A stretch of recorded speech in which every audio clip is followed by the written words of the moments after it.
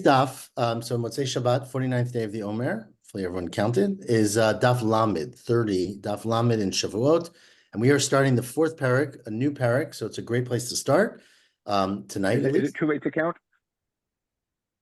It's not too late to count. You can count all day.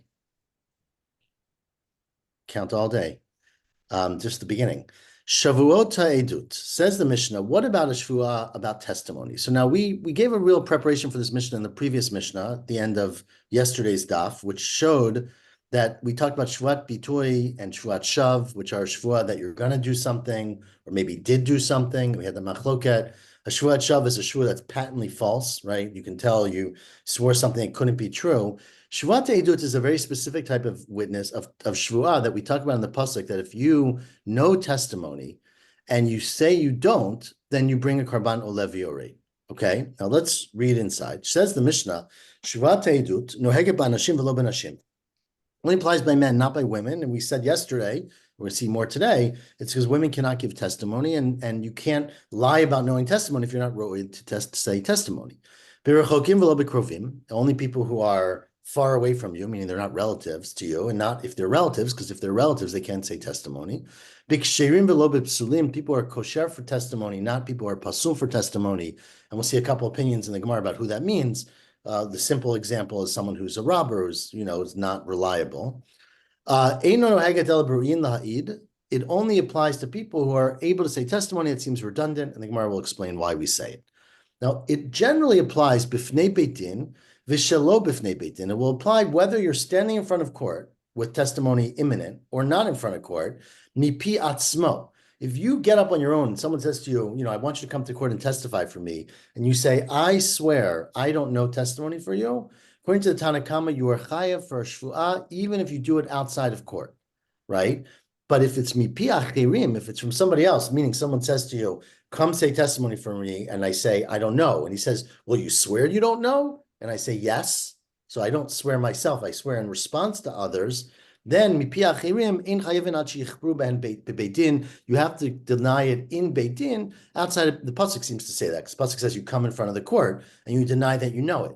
So we're going to dash in this all tomorrow, but we're gonna that is the opinion of the Tanna Kama of Rabbi Meir, different Rabbi Meir, and the Chachamim say no. It's based. The pasuk says if you're standing in front of the court and you deny it, you're chayav. So bein b'fnei atzmo, bein mipi achirim, whether it's your own admission or you're responding to somebody else. It's only a responsibility. You only bring a karban olev yored if you deny in court. So this is not something where if you're sitting at someone's house and you say it, you're chayav. It's only if you do it in front of court, which is the way the pasuk seems to imply. Now, continues the Mishnah, the very interesting detail of Shavuot Edut, which is unlike the other Shavuot, where you had to forget that you did something wrong, right? You forgot that you did Tumah, let's say, for Tumat Mikdash, and you went in. Here, you're chayav al zadona shvuah. You're chayav if you do it on purpose. You know that you know testimony, you lie about it, and then you say, oh, I'm sorry.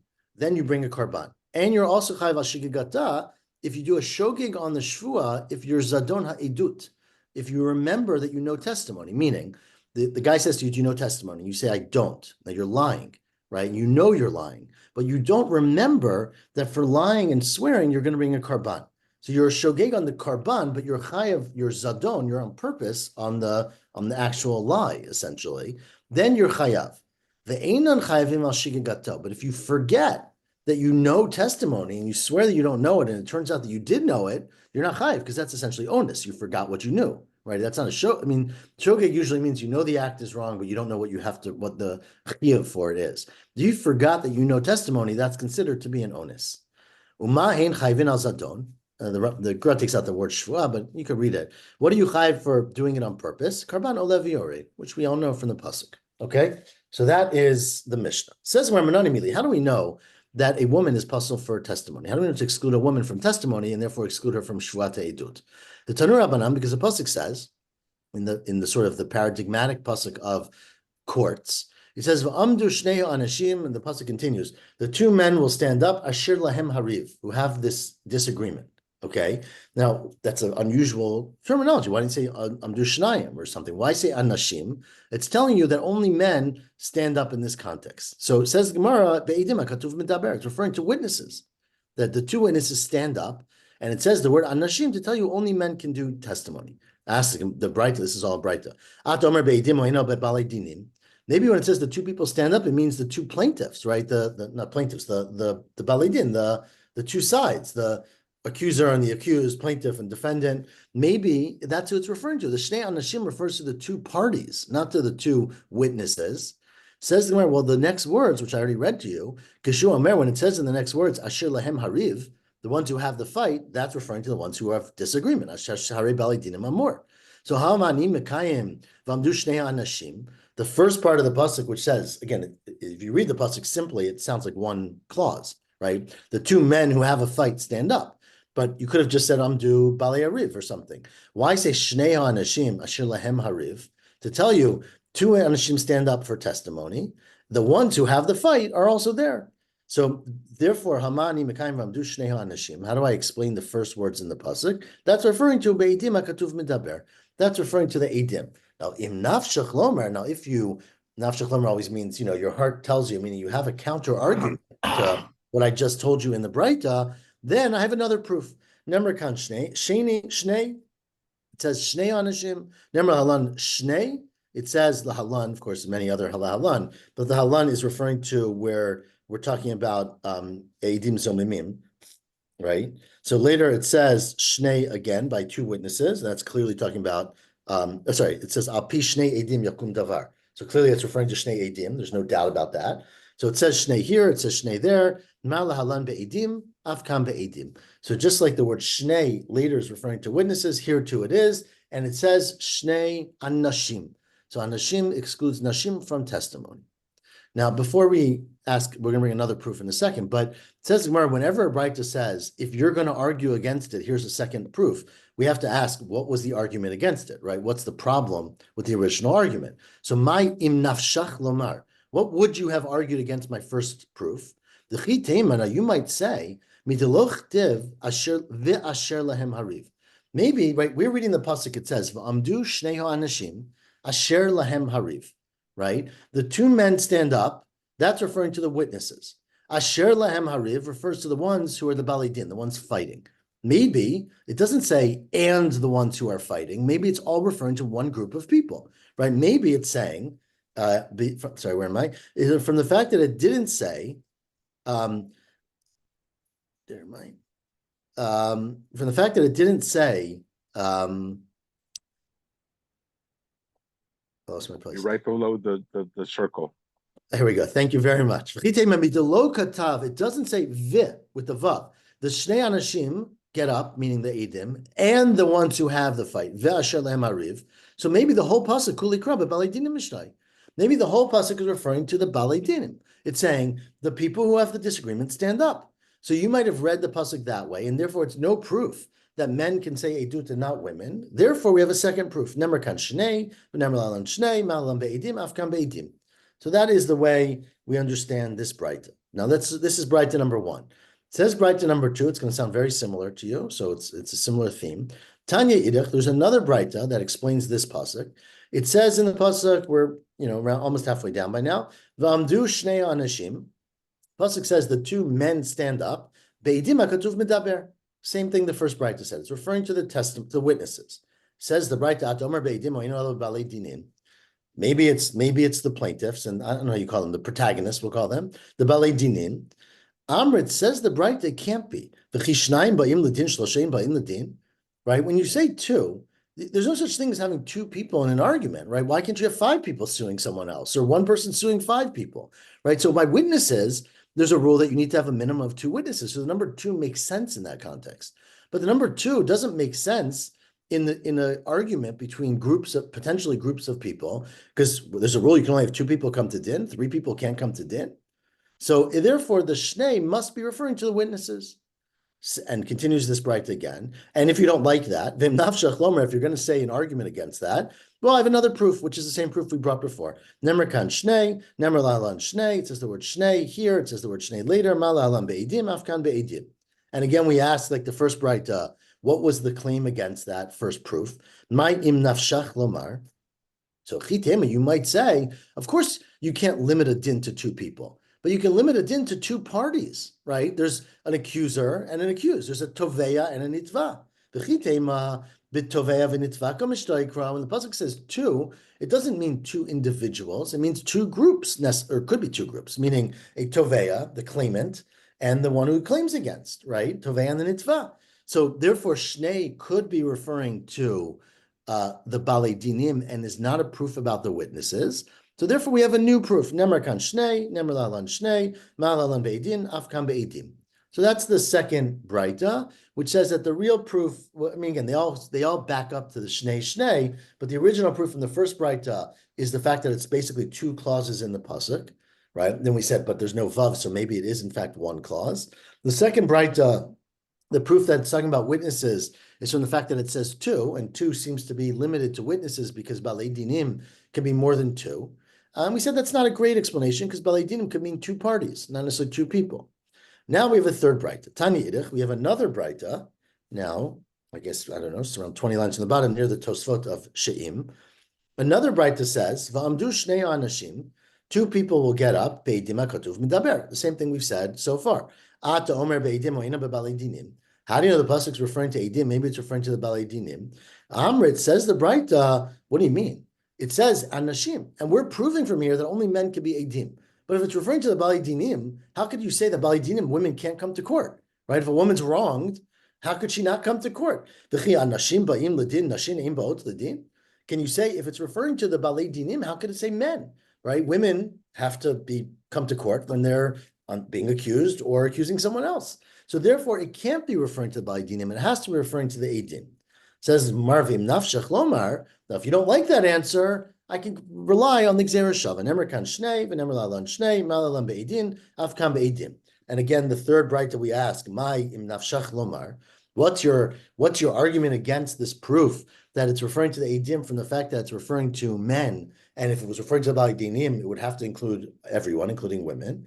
It says, you might say, well, even though a woman can come to court, isha lav urcha, it's not typical that she'll come to court. Misham kol kvoda bat melech pnima. Right, the pasuk, it's a pasuk in Tehillim, but it's one that we customarily quote for sort of the behavior in their societies, which is quite different in our society, but in those societies, that the kavod of a woman was to stay inside, meaning it was uncommon for a woman to go out, say to the marketplace, but certainly to court.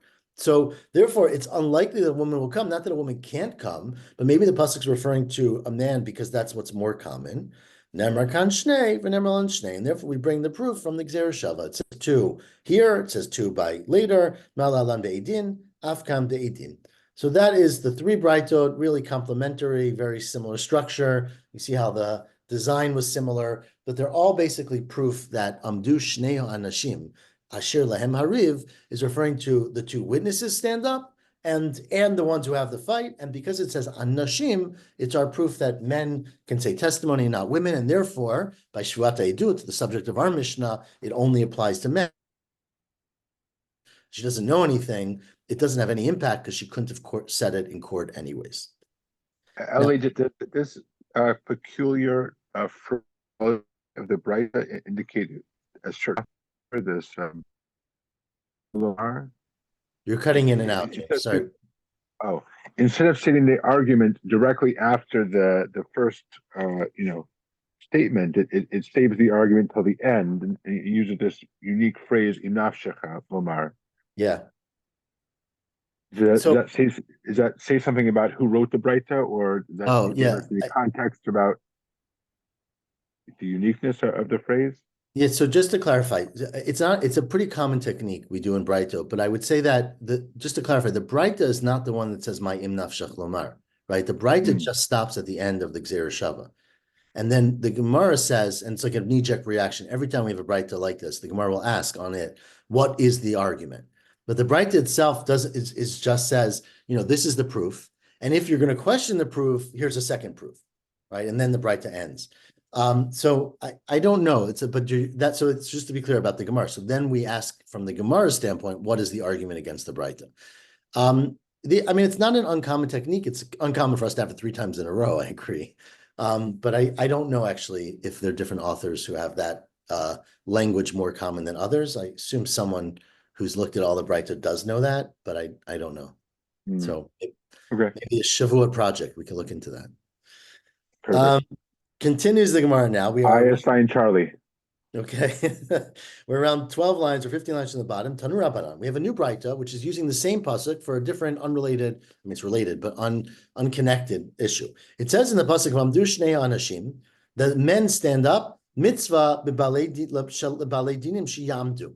The word amdu, the verb amdu is a strange verb, right? We translate it as they come, but literally it means they stand. So it's telling you that when you're in court, you have to stand when they read the verdict. We'll discuss this more as we keep going. Amar Rabbi Yehuda. Now Rabbi Yehuda said, "Shamati, I heard that if you want to let them both sit, that's permitted. Well, Ezu Asur, what are you not allowed to do? You can't have one side standing and one side sitting, because then the ones who are standing will feel we're being unfairly targeted. No one cares about us. We're not being respected. But it has to be equal, or else we're afraid that people are going to feel that the judgment is being swayed the other way. And you can't have echad medaber kol tzarko. You can't have where one side gets to talk, make all your arguments, and the other one, like, now you have 10 minutes, right? Ve'echad omer lo katzer devarecha. You say to the other one, keep it short, right? Now, and this is obviously within reason. I mean, there must be limits, but anyways, there's no filibuster, I think, in Beit Din. But that is what we learn from this pasuk. Tanu Rabbanan says the Breita, the pasuk says that tzedek tishpot amitecha, right? It says in tzedek, which we usually translate as justness, I guess, or something like that. You should judge your friend. Says the Breita, what does that mean? That's telling you that you shouldn't treat the plaintiffs unfairly, right? You shouldn't have it where one is standing and one is sitting. They have to be judged fairly. And you can't have the same thing, where one is said you can say whatever you want, and one is rushed. Davar acher. Now another explanation, and this is very controversial, but another explanation of B'tzedek tishpot amitecha, 5 lines from the bottom. Sorry, this is not so controversial. We're going to keep going; it'll get controversial. But it says the Gemara, another explanation of B'tzedek tishpot amitecha is havidanet chavercha, the kav zchut, right? That the very basic principle that if you see someone doing something, you don't have an explanation for why they're doing it, you should assume the best, because that's B'tzedek tishpot amitecha. When you're judging someone else, use as kindness, as much kindness as you can. Tani Rav Yosef. Now Rav Yosef said, this is the controversial one, the tzedek tishpon amitecha, the first wide line, what that means is amitecha im sha'ata itcha b'torah b'mitzvot ishtadel l'torah yafeh yafeh.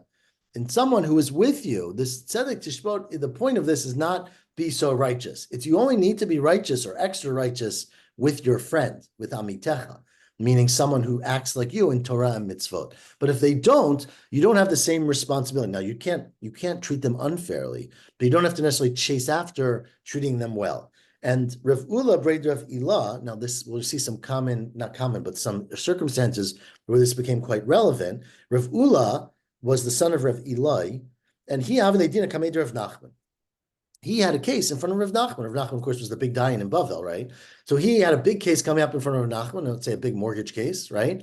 And Shalach le Rav Yosef, sent a message to Rav Nachman, a letter that said, Ula chaverenu amit b'torah v'mitzvot. Ula, our friend, is amit. Amit, I don't know how you translate amit in English, but like, he's with us. He's strong with us. He's our partner in Torah and mitzvot. I think that's how we translate partner, right? He's like us in Torah and mitzvot. So basically, he got like a haskama, he got like a recommendation for him before his judgment. Now, of course, why would that affect who's got the mortgage, right? I understand. So ask the Gemara, Amar, he said, Lamai shalachli. Why is he sending me, why is Rav Yosef sending me this message? Is it l'chanufile? Is it to, make me flattered that like this person's good and I'm going to treat him differently? Obviously, I can't treat him differently. So Rav Nachman was puzzled, like why he got this introduction. Hadar Amra, then he realized it's the Mishrei B'tigra. It's to let him go first in the line. Meaning, let's say, of course, you go to court and they're like, we'd be happy to hear your case, but there's 5 people in line in front of you, you come back in 3 weeks or whatever, then if you're a Talmid Chacham, maybe you get bumped up the line, but it doesn't change the way you're judged, of course. Inami, Rashi says it's probably if they both came at the same time, even, it's meaning there's 3 cases came to court on the same day. If you're more respected, maybe you get to go first. Inami, or the other case is the Shuda Dedaina, right? We had this case in Masechet Ketubot, which Shuda Dedaina, again, I don't remember how we translated Shuda, but it means, I don't know how they translate it, but Shuda means like the feelings or the emotion or the intuition, maybe, of the Dayan.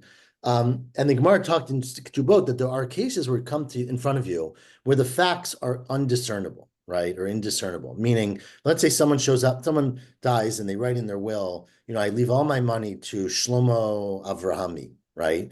And two people show up with that name and they say, oh, he left all his money to me, and the other one says he left all his money to me. So the dayan in that case, there's no number of, the will says what it says. These people have that name, right? There's no facts that will change what's going on.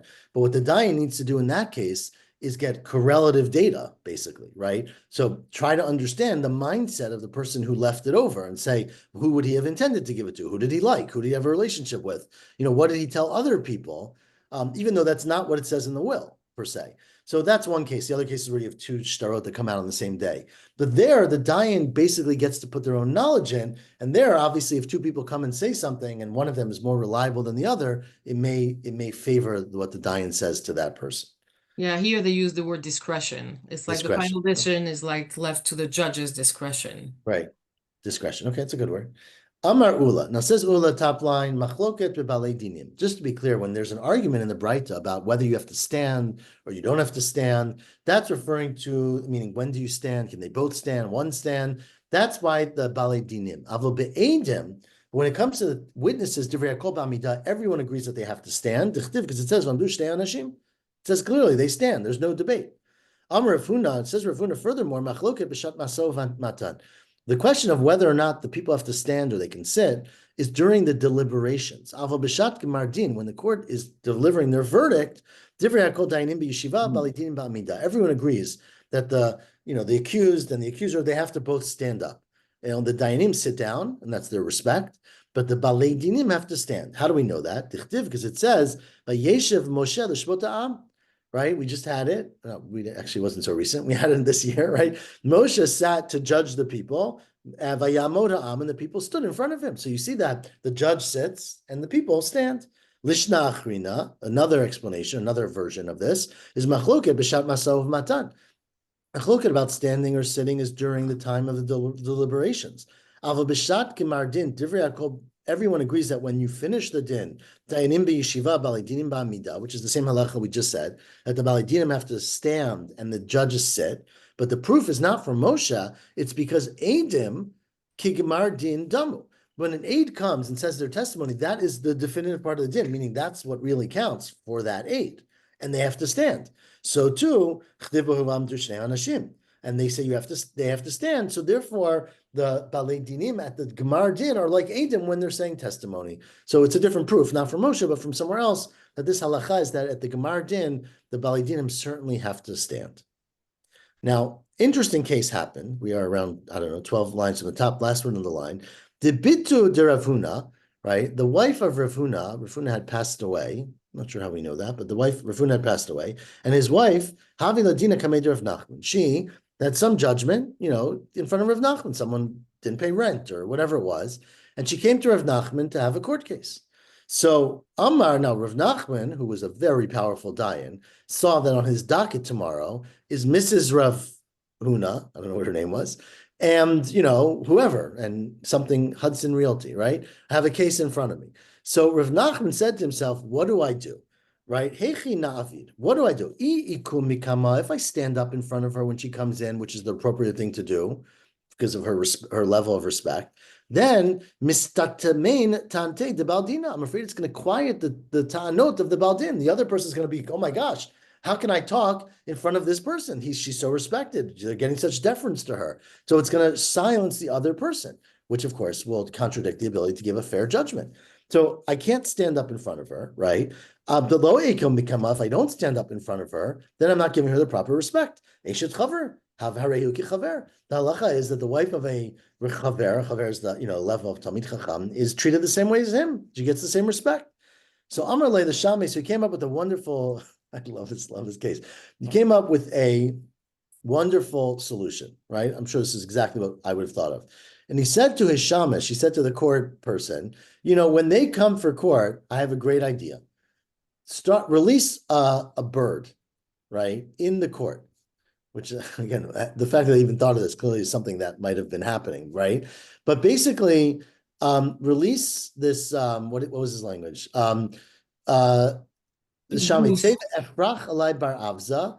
Release a bar avza, like avaz is a duck, right? Release a duck and shadi ilave and put it on me. Meaning somehow, I guess the window is open, a duck is going to fly in, and of course, it's like a mouse will get on the floor. Akum, everyone's going to jump up to get away from the duck. Right? Everyone's going to run away or jump to be startled. And basically, at the same time that she's walking into the room, have a duck fly through the window. You'll be standing outside throwing it in. And I'll jump up for that. And of course, I will have jumped up for the wife of Rav Nachman, the wife of Rav Huna, but no one will realize I did it just to respect her. Now, Tosfos is a little bothered by this solution because Tosfos says the whole point of standing up for someone is to show them respect. Right? If you stand up for them because you're scared of a cockroach on the floor, then they're not respected by that. They're doing it because, they're running away from something. So Tosfos points out the beautiful answer, which I think is one lovely answer, that of course the wife of Rav Huna would understand exactly what was happening, right? She was smart enough to realize that the duck flew in right now because Rav Nachman engineered this whole event. And so she would realize that he's showing me respect in a way that won't be understood by people who are of lesser degree of intelligence, maybe. So he could have just stood up for the other party as well. In theory, he could have, but that probably would have been beneath the covet of a dayan, right? We're gonna ask these questions in a second, but yes, you can't. The dayan's not really supposed to stand up, for someone below him, obviously. So anyways, he said to his shamash, asked the Gemara, what's the big deal? Well, didn't we say, right? What's the problem basically of standing up basically? We said, right, that the whole problem, now it's a problem. How could he stand up? We said that the whole problem was basically during Shat Masav Matan, where you can maybe stand up, maybe not, but B'Shat Gemar Din, you have to sit. So how could Rav Nachman have gotten up during that time? Says Gemara, you're right, but you could sometimes get up if you had to, if the person's very respected, because you can be Yativ Kiman Deshari Misani. You can sit the way you would when you're tying your shoes, which I don't know if we tie our shoes the same way. It literally means untie your shoes. They probably had a lot of laces.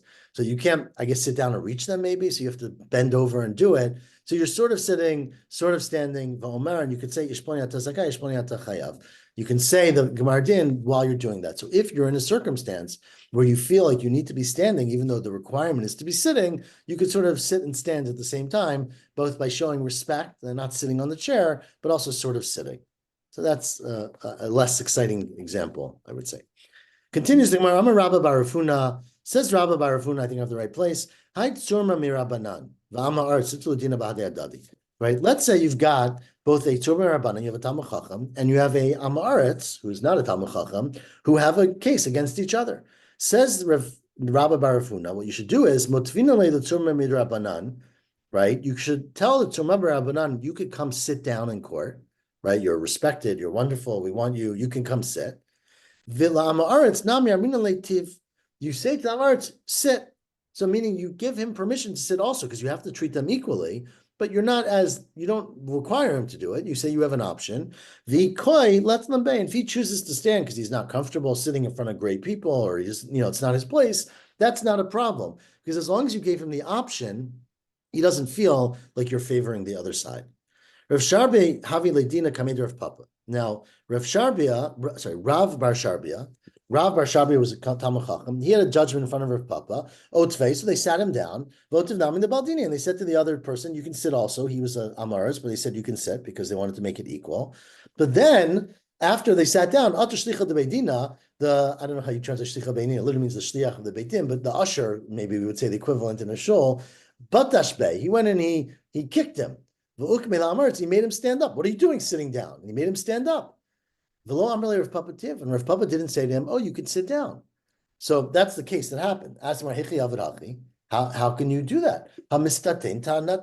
You basically are going to shut the guy. You're going to quiet off his ta'anot because he's going to feel like I'm being treated second-class citizen and I can't speak freely, and that'll contradict the din. Amar Rav Papa said Rav Papa, no. What this person will say is, Meimar Amar, this person will say is, Ihu ha'otfan. Look, Rav Papa, is Rav Papa? Yeah. Rav Papa, the judge, he let me sit down, right? So from his standpoint, I have every right to sit like the other person.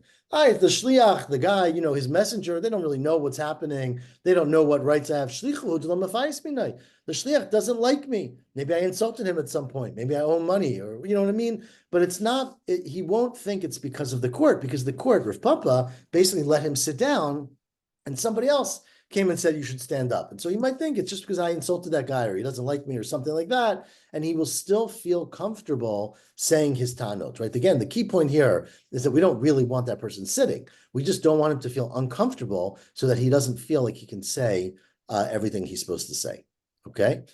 So that is this explanation. The next continues the Gemara. Amar, after this, Amar, sorry, I don't know why I keep losing the place. Amar Rabba Barafuna, continue Rabba Barafuna, it's because it's the same person. Said Rabba Barafuna, if you have the same case, right? You have a Talmid Chacham and Amaretz who have an argument with each other and they have to go to court. You shouldn't have a situation where the Talmid Chacham shows up first and he's sitting down, and the Amaretz shows up for his court time and the Talmid Chacham is already sitting there in his seat. Because he's going to think, he's going to think, look, he came and he already prepared the din. Sadar means he made a seder, right? He already prepared the things. He argued, he explained to the judge his arguments. They discussed back and forth. He had a head start on me. So if he shows up first, he's going to assume, these Talmidei Chachamim all know each other. They already talked about it. So you don't allow him to show up first. But you only say that it's only if he doesn't always come every day. If he's got Daf Yomi every day at 2:00, right, and the court says come at 3:00 for your din, if he's there at 3:00, people are going to say, if he has a kavua time that he's supposed to be there because he's studying, he's learning, then it's not a problem, because what the other plaintiff is going to say is that he's just occupied with his regular seder, meaning he's not there to talk about his case. And so therefore, that would be permitted. And if I were the non-Talmid Chacham litigant, I would be like, what is this? The judge is sufficiently friendly with my opponent that they study together. I mean, this is right. So I guess it's true. I would argue that too. But I'm not so clear that they're necessarily studying together. It's that he's there because he's already studying. He has a seder which brings him to the Beit Din or brings him to the Beit Midrash or wherever they did it. But I guess it's also possible the other way. And Rashi doesn't say that clearly, what I just said, that, they're always talking to each other, but you have to hope that he's objective. I mean, you're going to court, trusting these people. But I'm sure they were suspicious, no doubt. Amar Rabba Barafuna, we are now 6 lines from the last narrow line. Right? Let's say there's a Talmid Chacham who knows testimony. He saw someone get into a car accident. Let's pick that example. And there were no physical injuries, but there was a lot of monetary injury. And he saw it happen. But it's below his dignity to go to Beit Din, either because it's a very far trip, or it takes time, or, it's just not respectful, it's a small amount of money, whatever the reason may be, right? Or sorry, the court continues. It's zila for him to go to a court that's essentially below him, that's not of his level of respect, to be the plaintiff, the testimony in front of them. Says Rabba Barafuna, lo lezo, he doesn't have to go. He does not have to provide testimony. And says Rav Shisha Bar Ravida, it's based on a Braita. Afananami Tanina, Mishnah. The Mishnah says in Bava Metzia that, remember, if you see something lost, you're supposed to return it. But says the Mishnah, if you find something very, very low level value, a sak is just, a bag, or a kupa, right? Like a basket. That's not something you would normally stop and pick up and return, even for yourself. Because it's below your kavod, below your time and your value and your respect. You don't have to get it, right? Because the Torah basically says that you have to return something to somebody if it is something that is in your respect. If it's not, you don't have to. Being an aid in court is essentially hashavat avedah, right? The person was in an accident, they got damaged. They can't recover their money unless someone comes and testify. But you testify and you're giving them back their money. But if it's below you to do it, then you don't have to do hashavat avedah if it's really below you. And again, if it's really below you, not if you just make it up. So that would be true. But says the Gemara, but don't make any mistakes. Hani mili, last narrow line, bimimona. That's only true when you're talking about monetary things, because money is money. Ava be isura, but if you're talking about isur, like let's say a marriage or a divorce, Rashi's example is, where someone, their husband is alive or not alive, no one knows, and they're going to court to talk about it, then ein chachma ve'ein tenuva ve'ein eitzah leneged Hashem. There is no wisdom, there is no insight, meaning no one's too smart for God.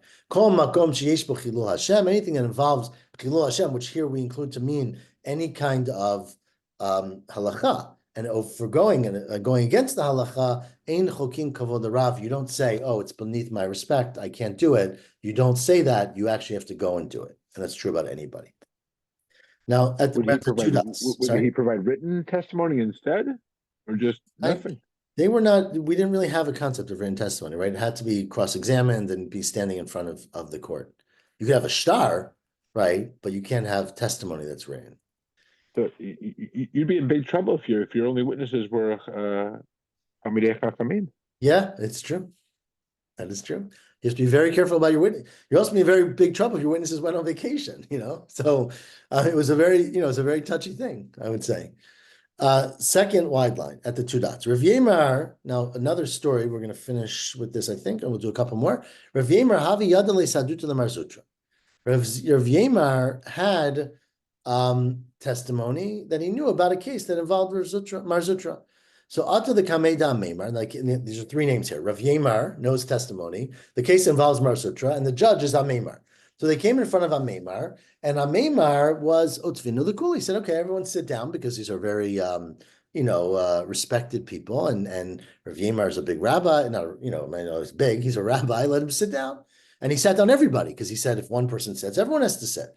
Amalei Rav Ashi Ameimar, so Rav Ashi said to Ameimar, maybe after the case, but Ula said, that we're only talking about Bali Dinim, Avo Be'edim Divrei HaKol Ba'amidah. Rav Yemar is a witness, he's not a Bal Din, and if you're a witness, everybody agrees you have to stand. So how can you sit down Rav Yemar for testimony? Amalei said, you're right, that's the halacha, but I don't think that it applies here, because Hayasei, there's an asay that you're supposed to stand, V'amdu Shnei Anashim, who are the witnesses, but there's also an asay to give kavod to the Torah. And I think I say the kavod Torah adif. I think that you don't have to listen to that ruling. It's a Torah ruling. It's a doraita, but this asay trumps that asay, because asay the kavod Torah comes first. I think we should stop here. Actually, what's the kavod Torah? Allowing the witness to sit, because he's allowing the Talmid Chacham to sit, to show respect to Talmid Chacham by making him sit. Right. Rashi quotes the asay of respecting Talmid Chacham of the pasuk that Rabbi Akiva darshan, remember, et Hashem Elokecha tira l'rabot Talmid Chacham, that you're supposed to fear also Talmid Chacham. So he felt giving him respect was the right thing, even though the Torah says not to. And now, once you give respect to one side, you have to do it to everybody, because otherwise it's not fair. I'm going to stop here, because even though we're not at the end, but the next sugya talks a lot about, it's like a whole series of cases of midvar sheker tirchak. So we will pick it up from there, 5 lines from the bottom of Lamed Amud in a few hours, right? Whatever number of hours that is, tomorrow morning at 7:45 a.m. And then, God willing, also hopefully learn together on Shavuot. So have a good night, everyone. See you tomorrow. So if someone can text me what time we're learning on Shavuot, I will be in touch with Brian about rooms and locks. Okay, I will do that. Thank you. Shavuot Tov. Good night, everyone. Good night. Good night, Shavuot Tov.